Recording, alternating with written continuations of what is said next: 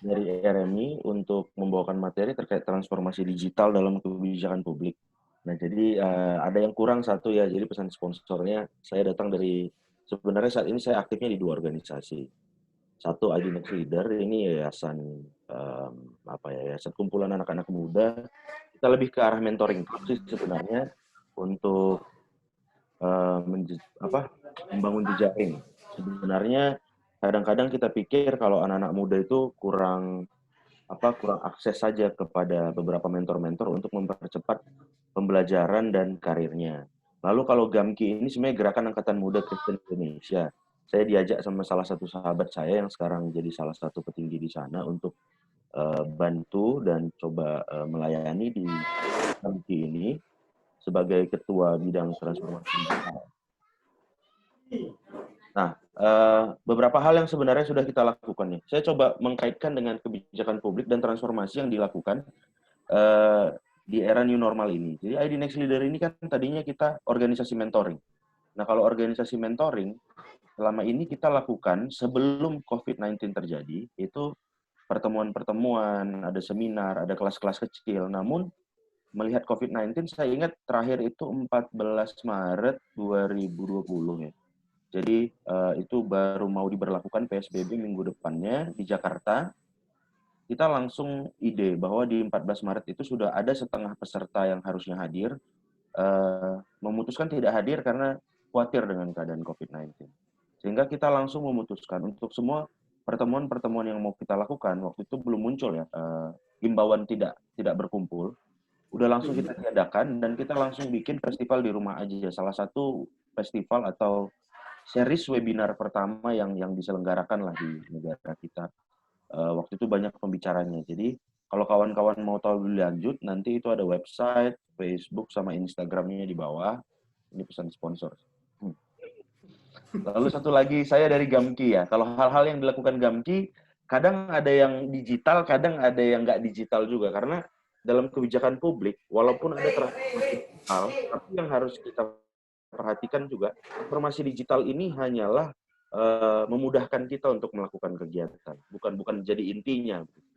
Jadi melihat adanya COVID-19 kemarin yang cukup membuat banyak orang tidak bisa berkumpul dan dampaknya terjadi kepada rumah ibadah pun tidak bisa diakses. Sekarang sih sudah bisa, tapi zaman dulu rumah ibadah belum bisa diakses.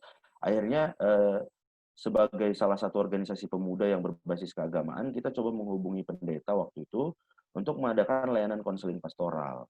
Jadi kita adakan satu-satu, kita panggil beberapa pendeta dan kita buka semacam pertemuan-pertemuan virtual seperti ini untuk saling bercerita dan berbagi saja kesusahan dan hal-hal yang mereka alami selama COVID. Selain daripada layanan konseling pastoral, kita juga adakan layanan konseling psikologis, tapi kayaknya waktu itu belum cukup. Nah, jadi beberapa teman-teman waktu itu berinisiasi untuk bikin dapur umum dan bagi-bagi sembako juga dengan memanfaatkan dari banyak sumber waktu itu. Dan sampai sekarang sih sudah sejenak berhenti karena sudah 2-3 bulan kemarin berjalan. Mungkin katanya bulan ini kita mau lanjut lagi, akhir atau tengah.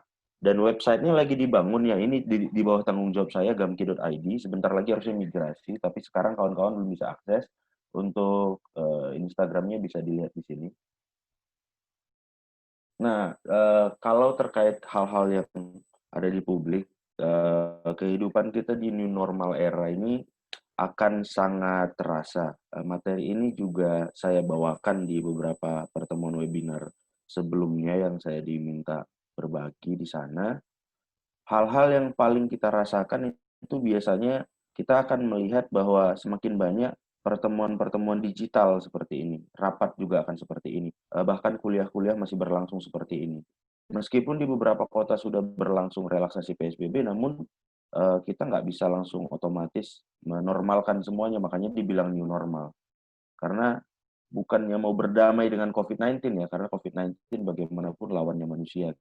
Tapi COVID-19 belum bisa kita kalahkan, belum ada vaksinnya. Jadi, tapi hidup harus terus berjalan. Kita maksudnya kita gagal gitu, melakukan kalau seandainya dari Wuhan kejadiannya, Nah, jadi salah satu hal yang perlu kita refleksikan di sini, dari kejadian Wuhan, seandainya di Wuhan waktu itu, semua negara bahu-membahu membantu China dalam menyelesaikan permasalahan lockdown dan sebagainya macamnya, seharusnya tidak sebesar ini. Namun waktu itu banyak perang kepentingan, kepentingan-kepentingan negara-negara lain yang akhirnya udah biarin aja Cina sendirian gitu. Nah, ternyata tiba-tiba sekarang sudah seluruh bumi merasakannya.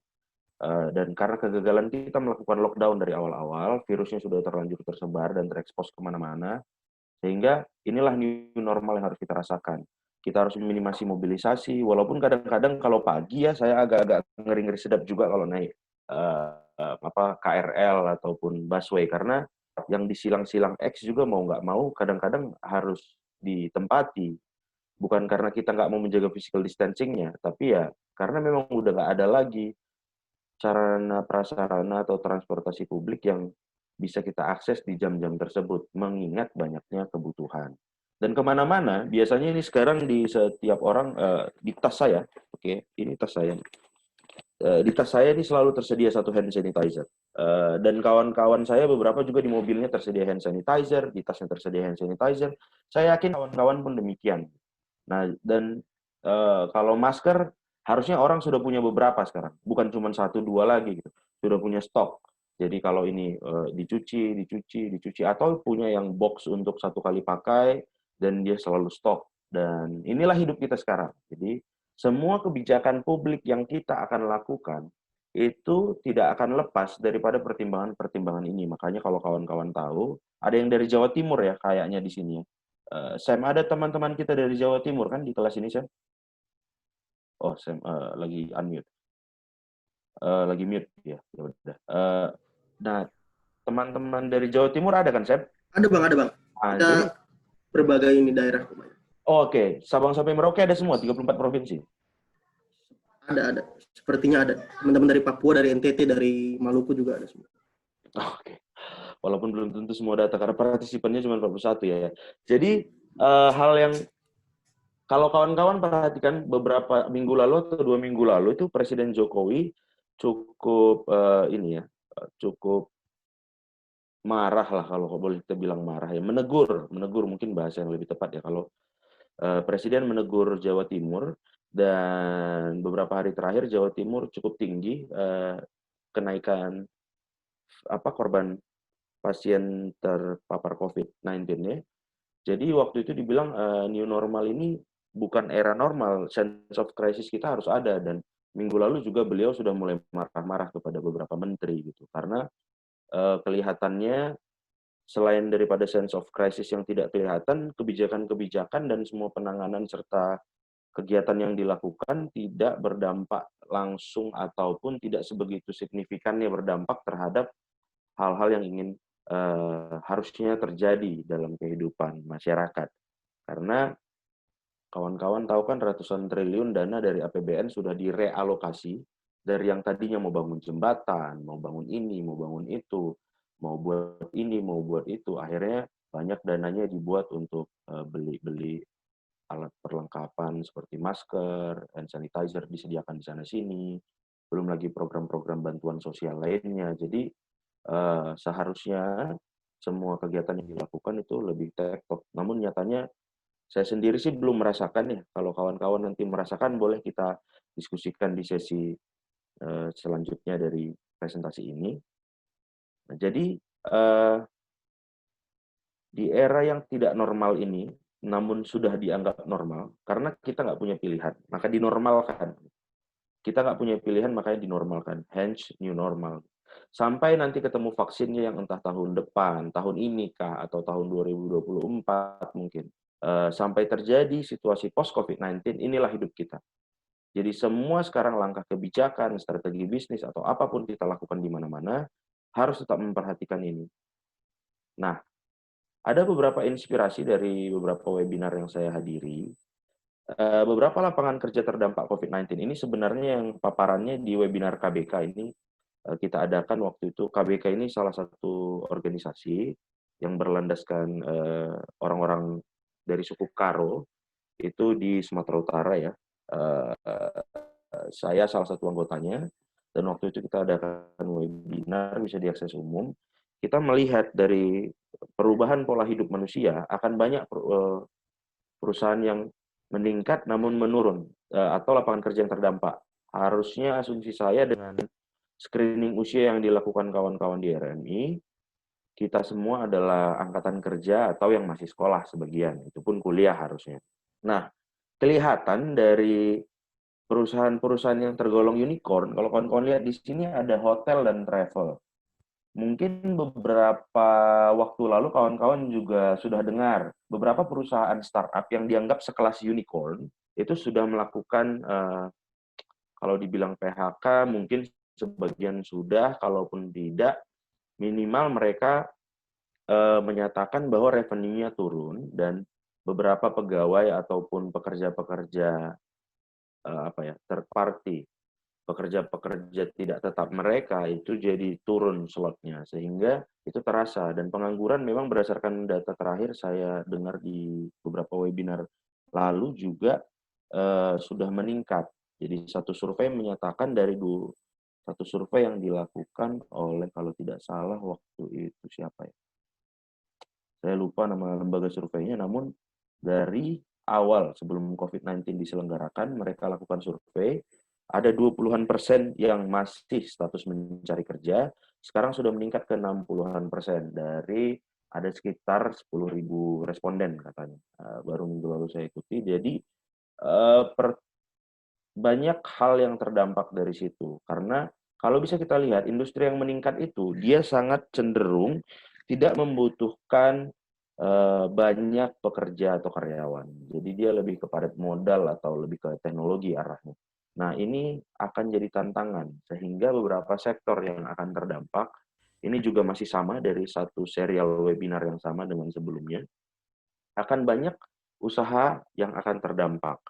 Otomotif otomatis jadi salah satu yang menurun karena pilihannya orang sudah mau jalan ke sana kemari juga akan akan meminimasi mobilisasinya. Kalaupun dia meningkat hanya sementara, maksudnya kan sebenarnya banyak yang banyak yang menggunakan transportasi sana sini itu karena kebutuhan-kebutuhan pekerjaan, kebutuhan sosial. Jadi kalau hanya untuk konsumsi pribadi biasanya agak jarang. Bahkan kalau saya ngajak teman-teman, ini kan sudah mulai new normal di Jakarta ya. Kafe-kafe juga sudah mulai buka. Kita pun meminimasi pertemuan-pertemuan itu. Saya pikir kawan-kawan juga demikian. Nah, izinkan saya untuk mengajak teman-teman berpartisipasi. Saya melihat ada beberapa teman-teman yang saya kenal juga di sini. Ya, hai semua. Mungkin nanti ini kan ada fitur raise hand menyala kan, Sam ya? Para peserta bisa raise hand kan ya? Sama.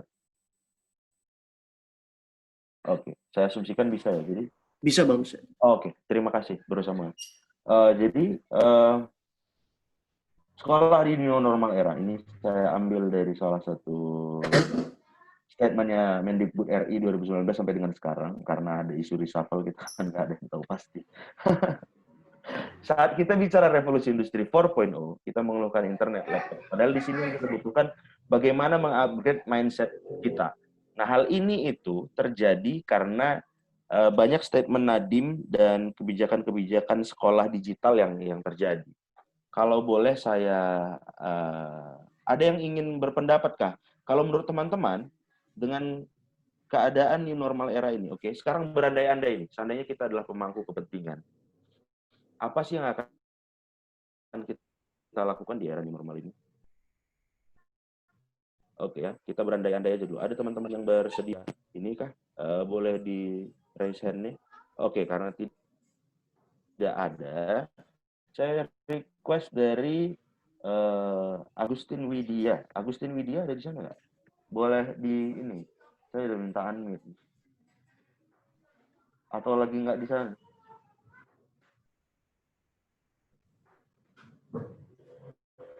Oke, Agustin Widya nampaknya belum respon. Sebentar ya. Saya lihat tadi ada Cindy menyatakan hadir. Oke, saya coba ya. Cindy Saira, boleh request unmute suaranya?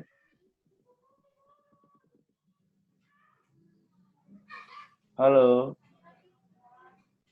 Nggak ada. Oke, Ida Ayu. Oke, saya minta Anik ya. Halo, Ya, halo. selamat siang, Bung.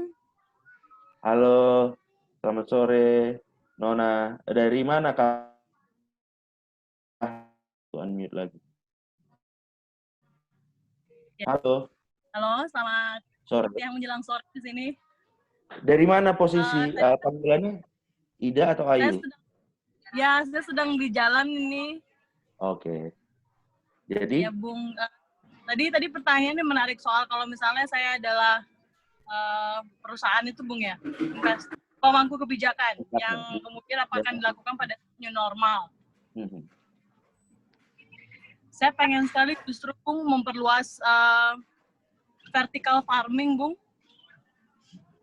Kalau di new normal kan ada sektor yang dibilang akan growing, itu sektor pertanian ya, yang tidak akan mati juga, dan bahkan prediksi FAO, Food and Agriculture Organization, juga di tahun 2025 atau di bulan Mei dan di bulan Juni kemarin ini kita ada scarcity dari food. Jadi kalau misalnya pemangku kebijakan publik, saya rasa untuk lebih fokus sekarang di bidang pertanian juga itu juga penting selain fokus di bidang kesehatan, Bu, menurut saya.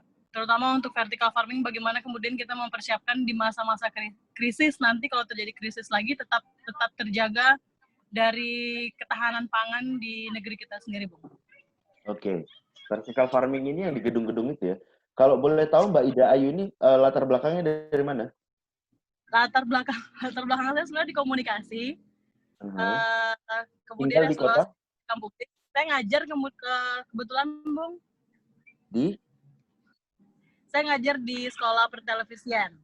Oh, oke. Orang televisi ngurusin di bidang pertanian. Ya, tapi saya pengen sekali, memang saya beberapa kali sempat diskusi dengan teman di UGM yang memang fokus dengan urban farming, tapi beliau, dan memang kayak sepertinya menarik sektor dari pertanian itu untuk kita fokuskan lagi. Kalau misalnya di UI, setahu saya itu ada crab farming sekarang, Bung. Jadi untuk wilayah desa terpelosok, teman-teman di UI itu lagi mengembangkan, kalau misalnya ada di sini salah satu partisipan mungkin dari UI bisa menambahkan argumentasi saya. Itu setahu saya ada Prof. Benny namanya, dia lagi mengembangkan vertical farming untuk crab, untuk kepiting yang bisa digunakan untuk wilayah-wilayah pelosok supaya mereka punya pemasukan juga dan ketahanan pangan di daerahnya juga terjamin gitu, Bung. Oke. Karena bisa digunakan macam jenis pangan. Kenapa, Bung? Latar belakang permasalahannya kenapa harus memilih fokus di bidang pertanian? Di era new normal, kita keterhubungannya kebijakan publik di bidang pendidikan di era new normal, akhirnya memilih untuk difokuskan di bidang pertanian. Ini berarti pendidikan informal atau pendidikan formal? Saya rasa sih pembekalan untuk saya percaya bahwa pertanian itu bukan hanya dimiliki oleh teman-teman yang khusus memang berprofesi sebagai petani, Bung ya.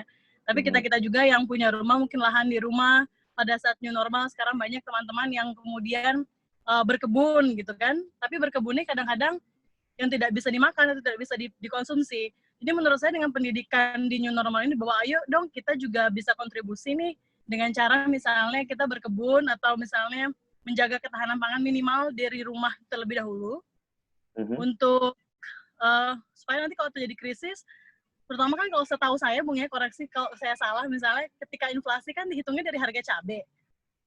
Ya, saya nggak makan cabai. Jadi dari hal kecil menurut saya sangat menarik kalau misalnya kita terapkan itu dari sisi di rumah dulu.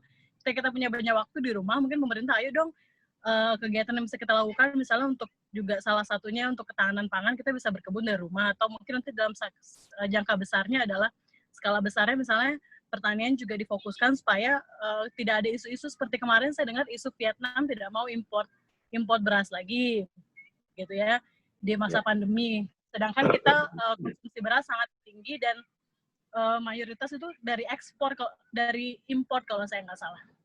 Oke. Makasih pandangannya, Nona Ayu. Saya mute kembali. Oke, jadi Tadi fokus di bidang pertanian. Ini bisa jadi usulan kepada kartu prakerja seandainya kita pemangku kepentingan. Jadi kelas-kelas untuk vertical farming atau home farming atau semacamnya bisa ditingkatkan.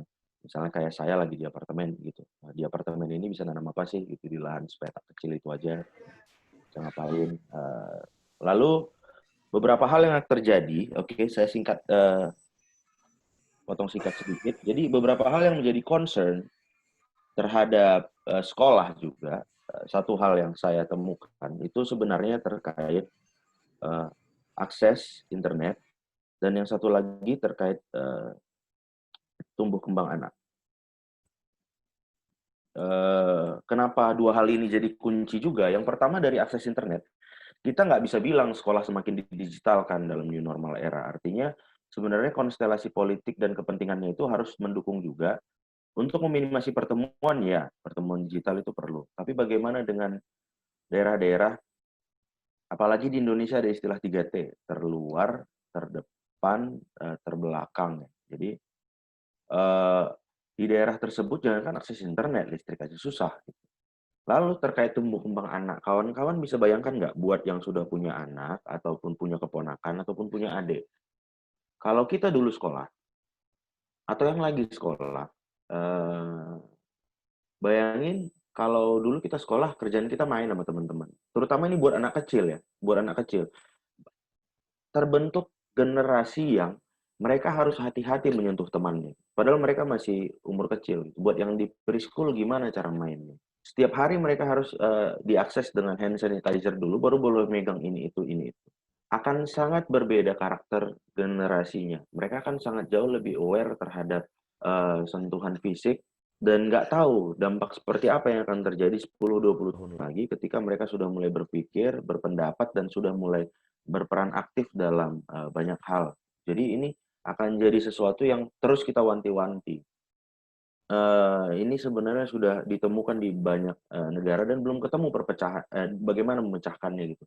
Untuk tumbuh kembang anak ini menjadi normal karena generasi masa depan kan selalu jadi salah satu prioritas saat ada masalah atau bencana seperti ini. Dan untuk yang masalah kehidupan di normal era ini sampai post COVID-19 nanti begitu ketemu vaksin, anak-anak kecil belum bisa. Satu keluhan saya dapatkan, saya kebetulan salah satu manajer program beasiswa di salah satu perkumpulan. Nah, jadi ada yang bilang, tadi malam sekali adik itu mengeluhkan kepada saya bahwa, "Bang, kami nggak bisa wisuda tahun ini walaupun sudah lulus," kata, "wisudanya tahun depan, kemungkinan dengan junior-junior."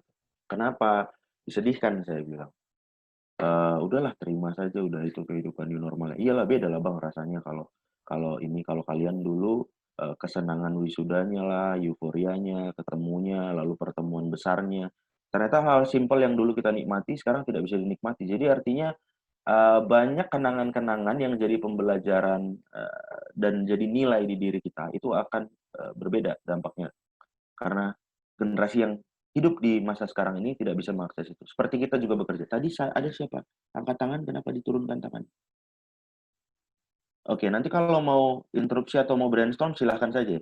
Lalu bekerja di new normal, work from home. Nah, ada beberapa hal yang cukup unik terkait work from home ini.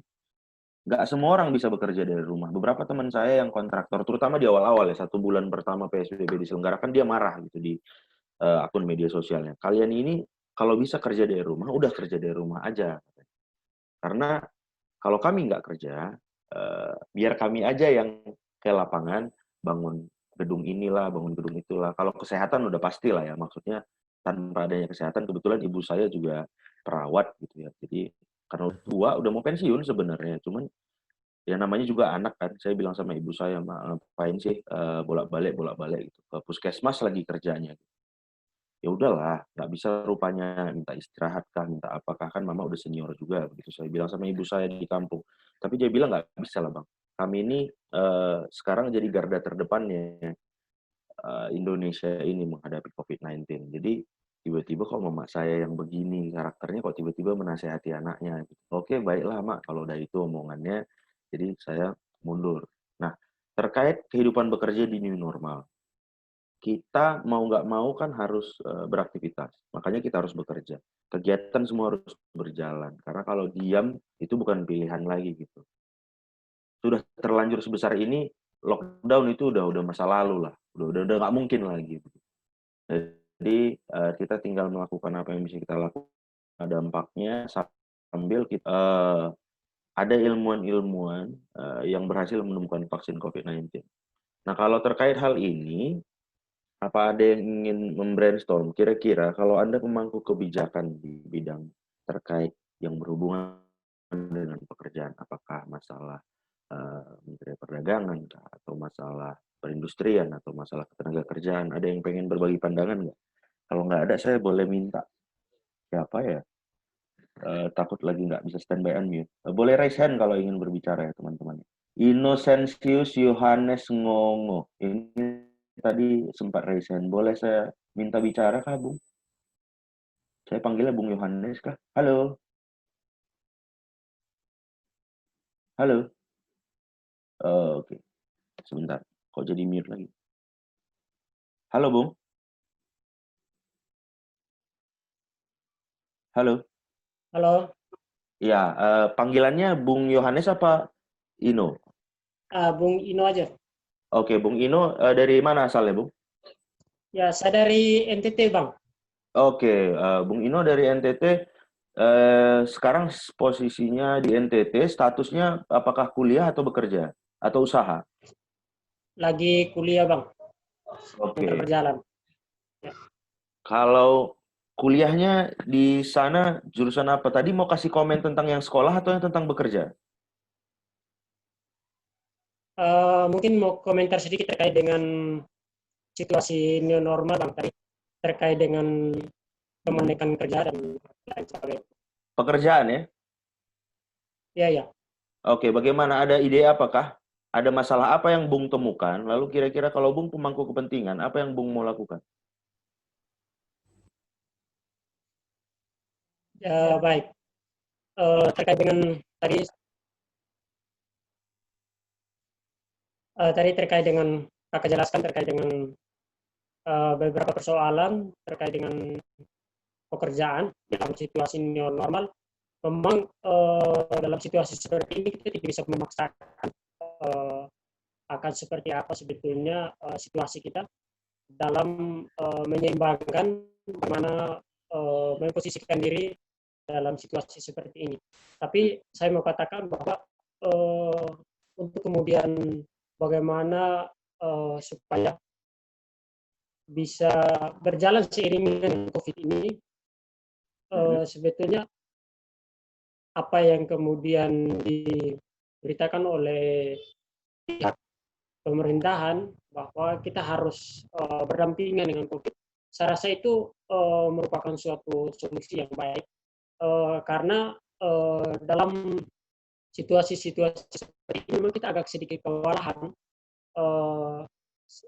apalagi kalau misalkan kita standby di rumah terus, maka saya merasa bahwa kalau kita standby di rumah terus, sementara segala kebutuhan yang kita butuhkan itu semua harus kita akses melalui di luar rumah gitu. Nah, dengan adanya new normal seperti ini, mungkin akan menjadi suatu solusi yang baik.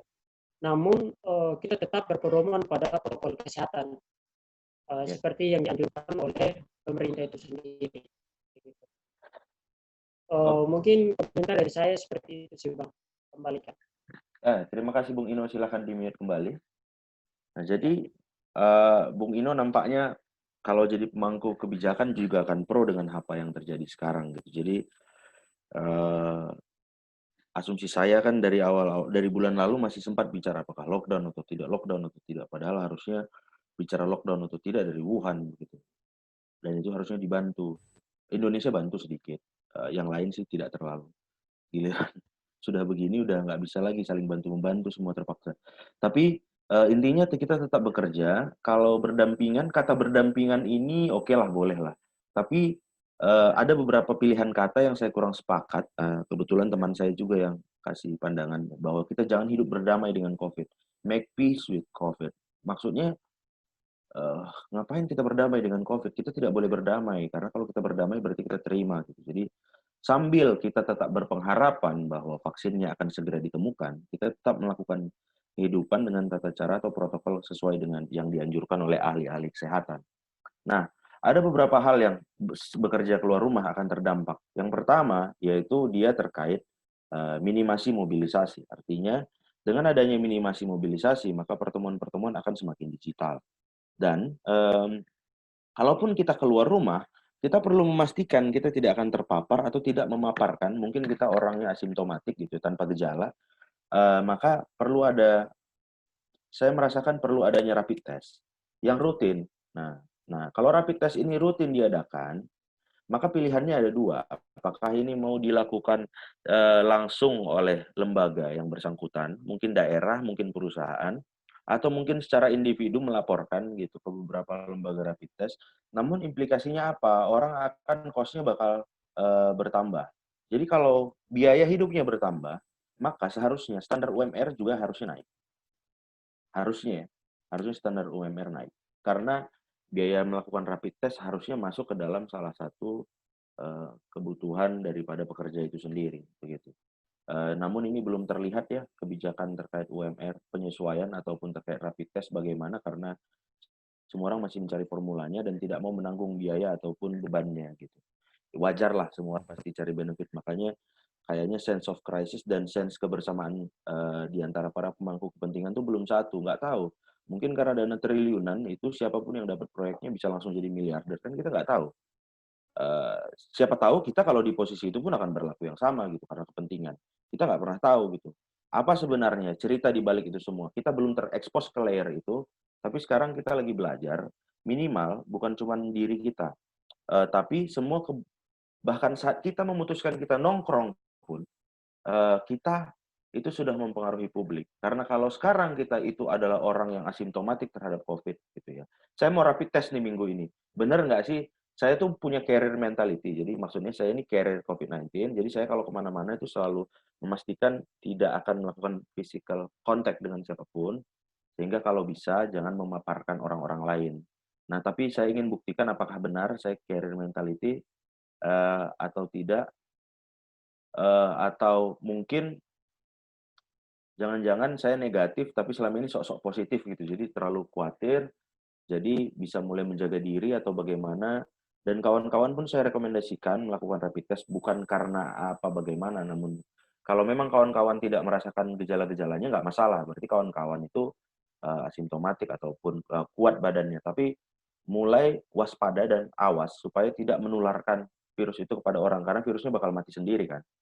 Jadi kebijakan-kebijakan terkait bekerja di new normal era ini masih dalam proses pembentukan dan satu pun belum selesai.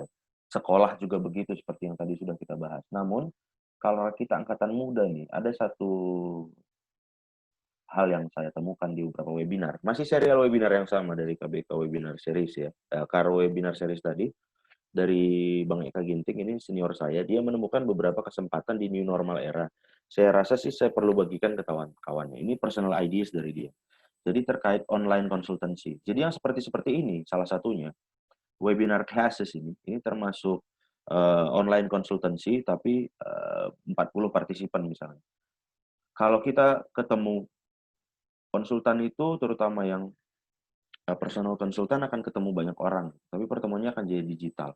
Sekarang, tadinya kelas-kelas kecil itu, kelas-kelas berkebun kah, atau vertical farming seperti yang tadi Ida Ayu sampaikan ke kita, atau kelas-kelas lainnya begitu ya, itu tadinya kan diadakan di suatu tempat, di contoh kebun atau di rumah siapa. Sekarang diadakan virtual. Ada juga kelas-kelas gitar diadakan virtual dan beberapa sudah mulai bayar gitu. Sekarang kawan-kawan sudah menikmati webinar gratis. Sebentar lagi kita akan beralih ke masa di mana kelas-kelas webinar yang berkelas dan punya pembicara yang cukup oke, itu akan jadi berbayar. Karena sudah ke sana arah geraknya, nampaknya ya. Belum lagi hyperlocal delivery. Hyperlocal delivery ini kenapa ada kata hyper? Karena penekanannya di lokal. Jadi kita ini kan tergolong kelas muda ya. Jadi kalau clustering usia, kita tergolong kuat badannya. Dan kalaupun nanti berdasarkan tes kita negatif, kita bisa menawarkan diri kita kepada orang kompleks yang mungkin sudah usia lansia atau yang berada pada klaster usia yang cukup berbahaya kalau terekspos COVID. untuk ditawarkan, apakah bersih-bersih rumah kah, atau untuk belanja grosir ke pasar kah. Jadi ide-ide seperti itu bisa sosioekonomi ya. Jadi tujuannya sosial, dampak ekonominya dapat.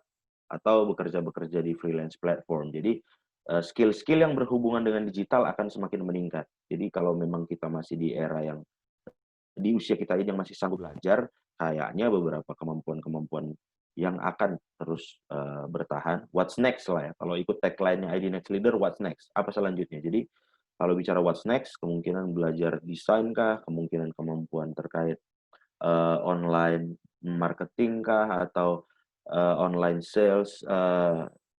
Ini kelihatan di sini, social media marketing, online PR, dan digital marketing projects itu akan terus meningkat. Itu bisa mulai kita pelajari kah.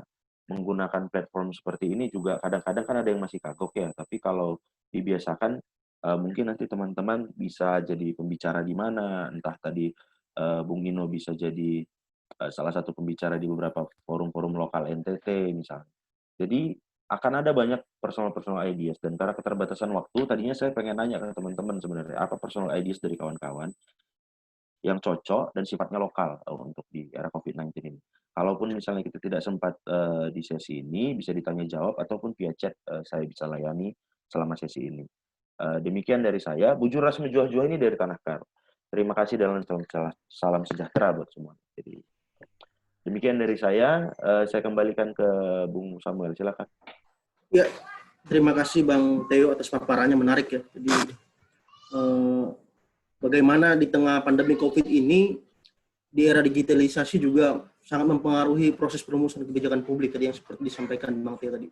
Silakan kawan-kawan jika ada yang ingin bertanya melalui chat ataupun langsung mungkin bisa mengacungkan tangannya supaya bisa direspon oleh pemateri kita Bang Theo Surbakti.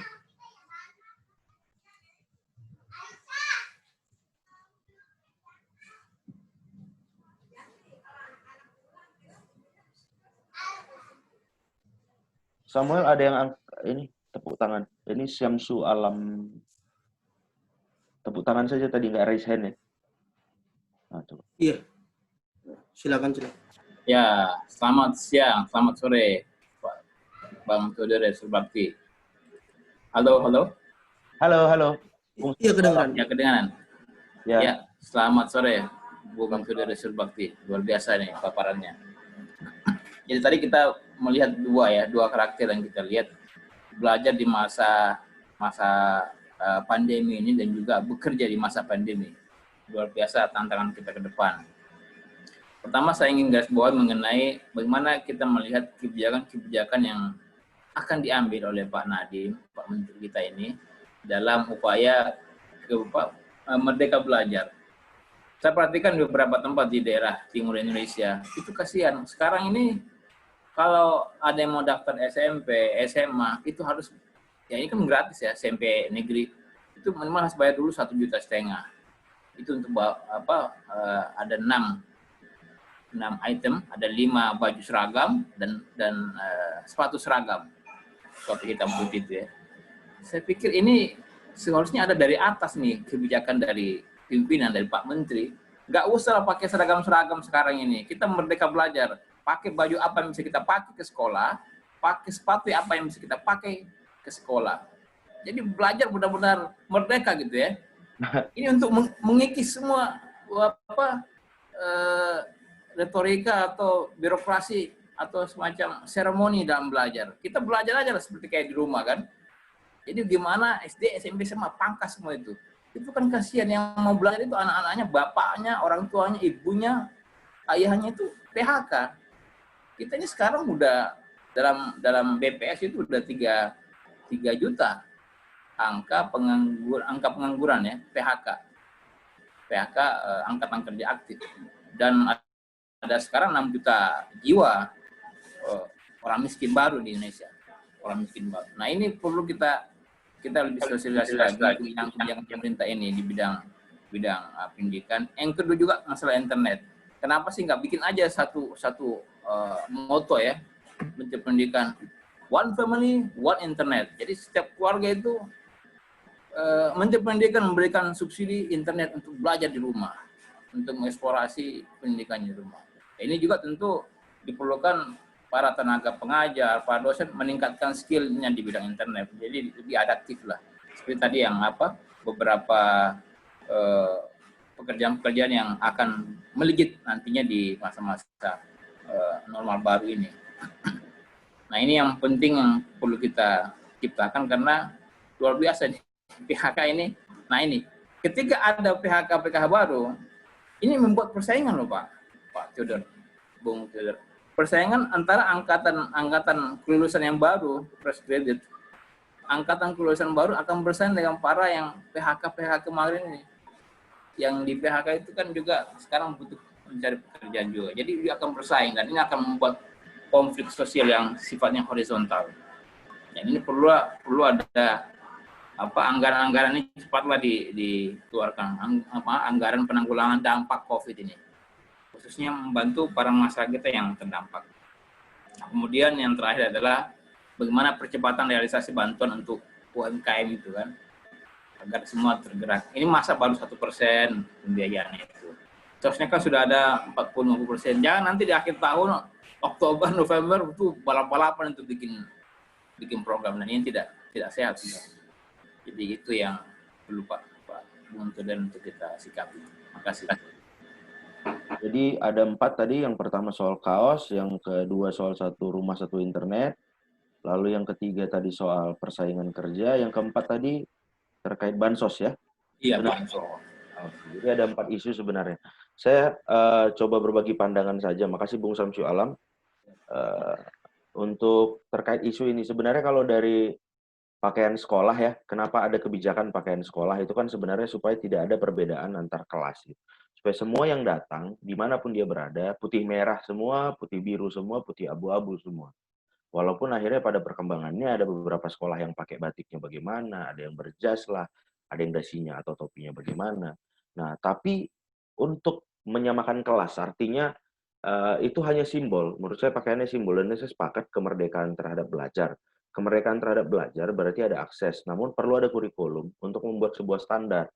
Walaupun kalau kita bicara ini akan jadi luas ya, karena ada banyak kiblat soal pendidikan ya, bagaimana yang pas. Dan ini akan terus jadi perdebatan di antara para pemangku kepentingan dan kebijakan di level atas, terutama para pendidik ini. Jadi apakah dia di level menteri, guru besar, dimanapun mereka berada.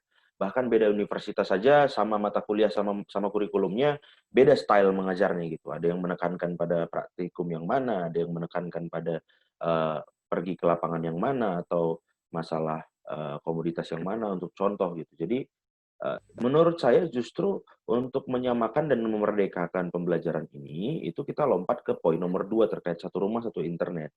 Nah, namun ini kan karena kebetulan saya belajar ekonomi sedikit-sedikit, jadi ada dibilangnya economics of scale.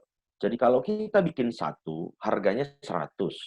Tapi kalau kita punya 10.000, harusnya yang untuk 100 orang, kita bisa buat untuk 1.000 orang. Karena ada economics of scale bermain di sana. Jadi kadang-kadang efektivitas dan efisiensi daripada setiap program juga harus dipertimbangkan sama pemangku kebijakan. Bukan nggak bisa mereka kasih modem satu-satu orang. Cuman, let's say ada 30 orang saat ini belum terakses internet di Indonesia, dengan 250 juta masyarakat Indonesia, berarti ada sekitar 75 juta orang. 75 juta orang harus dikasih modem.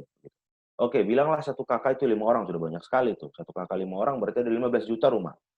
15 juta kepala keluarga perlu dikasih modem. Dan 15 juta modem internet itu, dengan mempertimbangkan merek-merek internet yang punya, atau merek-merek provider akses internet, yang towernya harus tersedia juga di daerah itu. Kalau towernya nggak tersedia kan lain lagi. Mau nggak mau ada fixed cost di sana, bangun tower lah, inilah, itulah. Makanya ini sebenarnya satu sisi Menteri Pendidikan pengen pendidikan kita bisa digital gitu. Tapi Menkominfo kan juga mikir, semua perusahaan-perusahaan telco di Indonesia termasuk Telkom, salah satu BUMN terbesar di Indonesia, juga bingung gitu mau bangun di sana.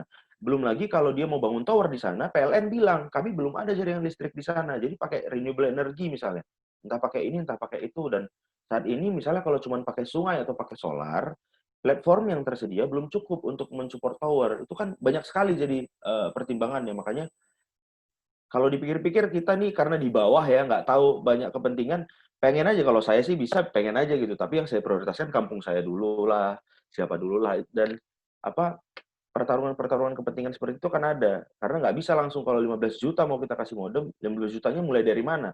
1 juta pertama di mana gitu. Lalu terkait persaingan pekerjaan ini harusnya gini ya, saya melihat ini sangat-sangat tercermin dalam pertarungan generasi, itu sangat tercermin dalam kabinet yang dipilih oleh Jokowi.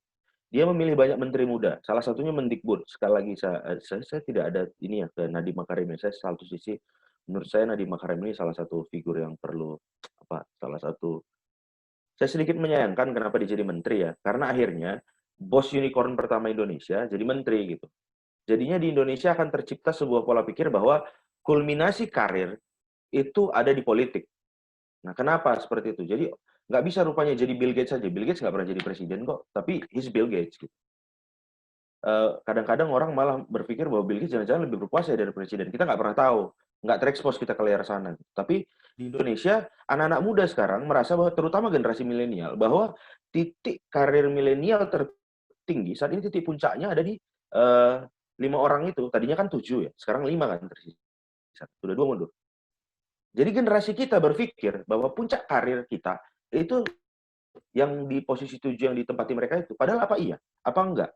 Jadi karir kita didefinisikan apakah kita akhirnya masuk politik atau tidak gitu. Kadang-kadang menurut saya belum tentu. Mungkin pemangku kebijakan itu kesannya politik, tapi belum tentu itu jabatan harus diduduki di jabatan politik begitu. Dan di jabatan tinggi pasti ada unsur politiknya, tapi belum tentu jabatannya sendiri politik.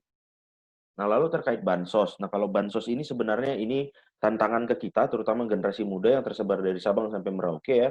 Karena kalau bansos koordinasinya dari Jakarta. Sekarang kalau mereka mau kasih ke daerah itu bagaimana? Ini kan masalah kepentingan, masalah kebijakan, masalah koordinasi. Kalau kita punya lembaga atau komunitas yang terpercaya, punya kredibilitas di lokal, kita bekerja sama dengan mereka. Kalau belum ada gitu, misalnya di daerah-daerah tertentu belum ada, kita bisa lakukan yang saya pikir ya, kita bisa lakukan jemput bola lah ke arah ke sana. Karena banyak juga di beberapa webinar yang saya temukan, kalau minimal eselon 1 yang hadir, kementerian tertentu, banyak orang-orang yang datang membela-belai menyempatkan webinar dari daerah-daerah tertentu untuk menyuarakan isunya. Dan itu adalah salah satu teknik menjemput bola yang saya pikir luar biasa. Tapi tentu hal-hal itu perlu banyak usaha dan pengorbanan serta perhatian lebih dari kita. Ini kembali ke kita lah masing-masing. Kalau memang kita ingin memberikan dampak kepada publik dengan positif, nggak harus nunggu sampai kita duduk di bangku yang sanggup menentukan. Dari sekarang pun udah bisa, hanya skalanya memang masih kecil-kecil. Lokal saja, tapi kita bisa berbuat. Demikian dari saya kembalikan ke Samuel mungkin. Ya, Bang Teo, terima kasih atas paparannya. Saya kira menarik ya, tadi yang disampaikan Bang Teo juga, soal digitalisasi dan juga soal problema yang hari ini kita harus hadapi juga. Di satu sisi kita berhadapan dengan era digitalisasi yang di tengah pandemi ini yang segala sesuatunya harus lewat daring dan online, tapi di sisi lain ternyata ada sarana dan prasarana yang nggak cukup untuk melakukan itu. Gitu. Akhirnya kita agak sedikit terlambat. Saya kira gini teman-teman, supaya lebih efisien waktunya, nanti kita masuk ke pemateri 2 saja dulu. Setelah itu, baru kita masuk ke sesi tanya-jawab secara umum ya. Saya kira itu. Untuk pemateri 2, Mas Jojo Roharjo, wartawan senior yang juga pernah menjadi tenaga ahli utama di kantor staf presiden. Saya persilahkan. Mas Jojo, waktu dan tempat saya persilahkan. Terima kasih Pak Moderator. Pak Samuel, waktunya berapa lama kira-kira? 15-20 menit Bang, 20 menit. Oke. Terima kasih teman-teman, terima kasih untuk kehormatan saya pikir bisa menjadi narasumber di Milenial Berbagi ini. Saya sudah mendapatkan undangannya sudah sekitar sebulan yang lalu dan itu keren sekali, menteri-menteri, pejabat-pejabat semuanya yang ada di situ. Sorry, saya sambil mencoba cek fitur untuk share screen ini. Apakah bisa dibantu untuk moderator? Nah. Saya coba untuk share screen, tapi mungkin masih dikunci atau bagaimana. Tapi intinya adalah saya sudah menyiapkan materi dan sudah saya kirim ke Devli, ke Bangsa dan segala dan yang lain. Nanti silakan untuk dilempar ke grup seluruh peserta ini karena saya sudah nyoba. Bisa nggak tuh di share screen tuh? Iya, host mungkin bisa dibantu. Nah, silakan tuh. Saya udah ngeklik-ngekliknya di setting ini kok belum keluar tuh. Ya, tapi intinya ada di situ dan nanti semua akan mendapatkannya. Tugas saya adalah memberikan motivasi, memberikan semangat untuk teman-teman untuk bisa lebih banyak menulis, karena menulis itu adalah dasar dari berbagai pekerjaan yang lain. Teman-teman tidak harus menjadi wartawan, teman-teman bisa menjadi apapun juga, menjadi politisi, menjadi profesional di bidang masing-masing, di dunia ekonomi, di dunia perbankan, di dunia apa saja. Tetapi menulis adalah hal yang sangat penting. Jadi saya bagikan tips-tipsnya, tapi saya harus akui saya bukan orang yang terlalu banyak berteori. Saya lebih suka berpraktek. Sudah saya kirim paparannya, nanti kalau misalnya bisa dibuka oleh host, oleh moderator. Saya tadi nyoba share screen, masih belum bisa dari setting ini. Silakan nanti teman-teman baca. Saya bukan seorang yang harus memberikan materi segala macam, tapi yang penting ada latihan. Menulis itu adalah bisa karena biasa. Sama karena teman-teman kalau mau belajar sepeda, mau belajar berenang, dan segala macam, itu semuanya harus dengan banyak berlatih. Jadi di situ saya memberikan, nah saya coba lagi. Hostnya gimana hostnya, Samuel? Bisa dibantu untuk share? Sebentar Bang, ini lagi Sudah bisa. Sudah bisa Bang. Di sini saya belum bisa buka tuh, share screen tuh. Yang dari arah setting itu. Silakan aja, kalau mau dibuka dari sana silakan. Mungkin ada pembatasan untuk siapa yang bisa share screen. Kalau dari sini sih belum keluar tuh. Biasanya kalau saya jadi moderator Zoom atau jadi hostnya gitu, bisa memberikan kesempatan buat semua. Tapi silakan aja nanti disebar ke peserta soal PowerPoint yang sudah saya bagikan. Halaman pertama itu bercerita tentang CV saya. Saya dari Surabaya, saya dulu GMKI Surabaya 95. Kemudian saya masuk ke Jakarta 2005. Jadi sudah hampir 15 tahun yang lalu, bulan Juni. Nah, itu silakan. Silakan aja nanti dibuka masing-masing di situ. Semua sudah saya kirimkan ke panitia, nanti silakan di forward ke seluruh peserta. Jadi saya dari S1 di Surabaya, Universitas Airlangga, Ilmu Komunikasi. Agak lama kuliah karena sejak semester keempat sudah kerja sebagai wartawan dan kemudian 2005 pindah ke Jakarta dalam status sebagai wartawan. Tempo di Surabaya ditarik ke Tempo yang ada di Jakarta. Lalu kemudian saya menjajal platform yang lain. Saya bekerja di Radio Australia selama 4 tahun, 2006 sampai 2010. Kemudian ke Kompas TV dan koordinator peliputan di CNN Indonesia TV ketika dua televisi itu masih sama-sama mempersiapkan diri, jadi masih belum on air, mereka masih melakukan dami-dami persiapan begitu, saya ada di sana. Jadi halaman berikutnya, dilanjut dulu, jadi setelah dari CNN saya ke KSP, Kantor Staf Presiden, selama lebih kurang 3 tahun setengah, 2016 sampai 20 Oktober 2019 di KSP periode pertama, sekarang KSP periode kedua. Saya tidak di situ lagi, tetapi ketika itulah saya merasakan bahwa keahlian menulis itu ternyata sangat berguna. Jadi kita harus akui kita sekarang hidup dalam masa yang krisis, banyak usaha itu sekarang agak-agak kolaps, usaha-usaha apapun di bidang transportasi, di bidang pariwisata, di bidang apapun. Tapi saya bersyukur, karena ada kemampuan menulis itu bisa survive. Saya tidak masuk lagi di KSP, karena itu adalah lembaga politik. Siapa yang masuk di sana tentu saja ada kriteria politik selain masalah profesionalisme. Itu adalah resiko kalau kita ikut organisasi, kalau kita ikut organisasi politik, atau ikut lembaga-lembaga yang bukan seperti perusahaan begitu. Jadi ya kalau misalnya diajak oleh pimpinannya kita bisa bergabung. Kalau tidak ya mungkin kita tidak ikut di gerbong itu. Untuk yang periode kedua saya tidak ikut di situ, tapi saya bersyukur dengan adanya skill yang menulis ini paling tidak bisa survive dalam kondisi pandemi seperti ini. Jadi saya sudah tidak di KSP, tapi saya mencoba menulis dengan blog, kemudian menghasilkan menjadi humas buat beberapa orang, kemudian nulis-nulis untuk BUMN, menulis-nulis untuk apa saja lewat Kompasiana, dan puji Tuhan, puji syukur, alhamdulillah gitu, akhirnya masih bisa bertahan. Untuk ukuran saya, tentu saja yang bertahan itu adalah keluarga selamat. Uang sekolah anak lancar, kemudian hidup sehari-hari juga masih aman, begitu, karena kita hidup di kota besar seperti Jakarta ini. Jadi dengan menulis itu bisa survive. Kita nggak usah ngomong, wah dulu gajinya sekian ketika di televisi, gajinya meningkat 2 kali lipat ketika saya dulu di kantor presiden. Saya tidak berpikir seperti itu. Tapi dengan menulis, kita bisa survive. Oke, kita lanjut di halaman berikutnya. Ini adalah kondisi bagaimana Indonesia saat ini. Indonesia ketika pandemi corona. Orang diminta untuk PSBB, kemudian tidak menaati.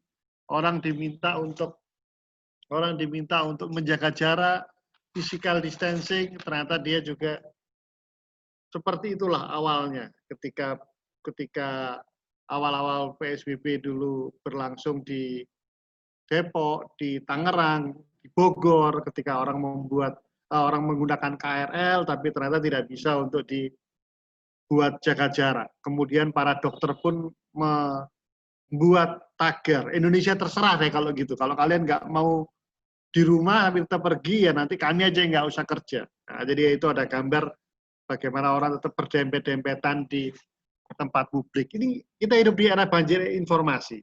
Bagaimana kita menghadapi situasi seperti ini. Next, lanjut. Oke, naik lanjut. Ini adalah situasi di mana kita hidup dalam dunia yang banjir dengan data. Begitu banyak pilihan kita hidup setiap hari, ada YouTube, kemudian ada berapa email yang terkirim dalam setiap detik, itu orang bisa sangat flood, kita bisa sangat banjir informasi. Bagaimana handphone lah mengubah kehidupan kita. Anak-anak saya udah nyaris tidak memerlukan televisi, mereka menggunakan game, menggunakan YouTube, semuanya dari handphone. Dan ini adalah hikmah yang kita dapatkan dari corona ini. Dengan Zoom meeting seperti ini, orang menjadi merasa lebih produktif. Oke, jadi data yang kita terima lewat mobile itu jauh lebih besar pengaruhnya daripada kita ketemu dalam kelas, kemudian kita lewat surat kalau zaman dulu. Oke, next saja. Kita skip aja karena semua nanti akan dibagikan juga ke teman-teman. Ini adalah menunjukkan berapa banyak pengguna handphone di Indonesia, pengguna internet. Kita cukup tinggi di seluruh dunia. Bayangkan 262 juta jiwa, lebih dari separuhnya 51% pengguna internet, dan di antara pengguna internet itu 40% diantaranya merupakan pengguna aktif sosial media yang menggunakan mobile atau handphone. Satu orang bisa memiliki lebih dari satu nomor handphone. Saya punya 2, mungkin teman-teman bisa punya lebih. Sehingga bisa dikatakan 142% pelanggan SIM card di Indonesia. Lebih dari 100%, bayangkan. Lanjut, next. Ya, ini masalah-masalah fakta saja, nanti silakan dipelajari bahwa begitu banyak penggunaan media sosial di Indonesia. Lagi, lanjut.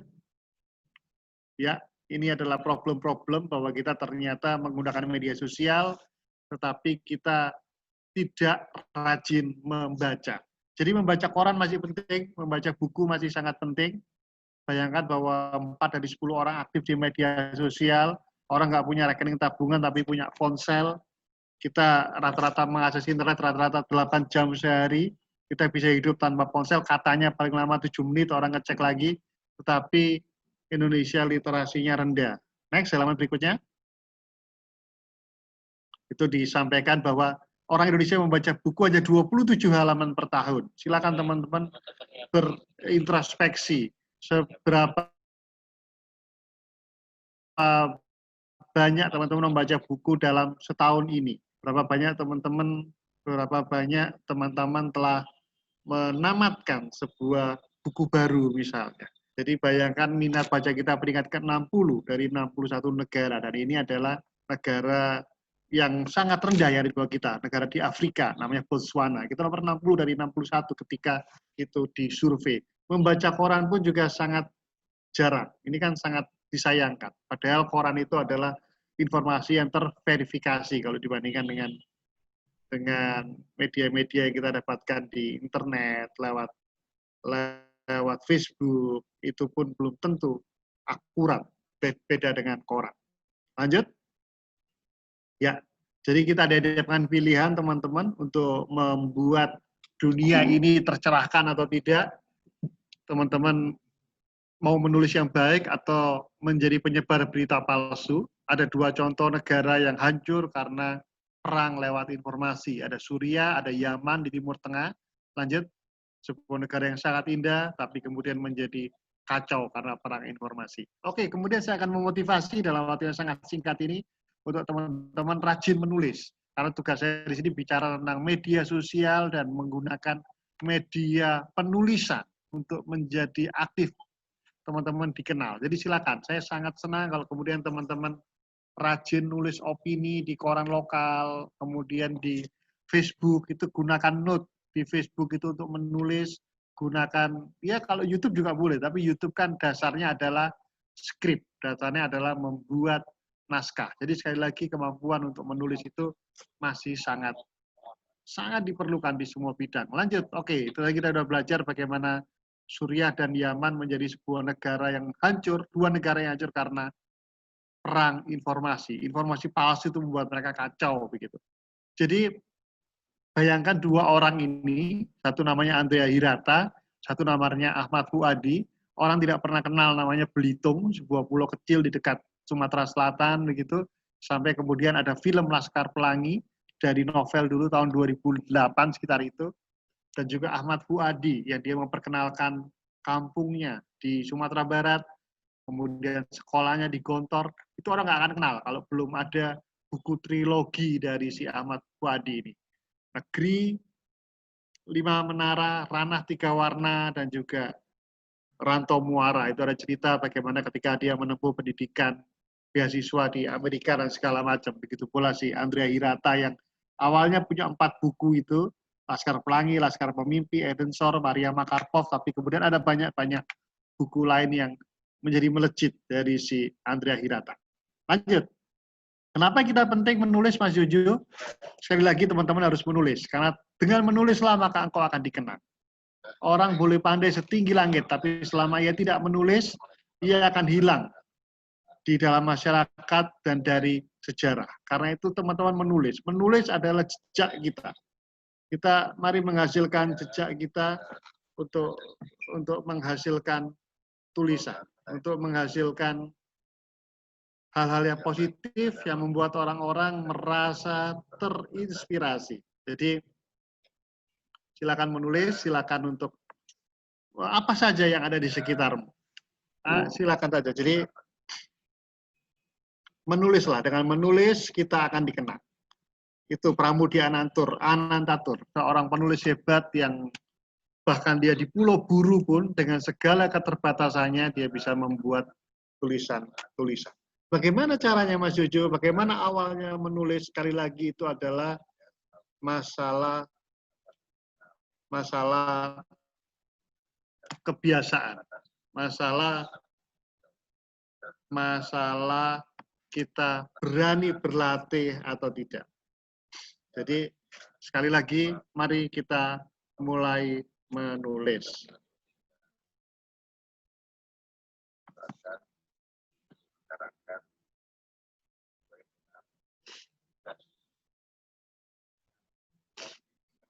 Oke, jadi next, lanjut. Jadi menulis itu adalah dasar dari semua karya.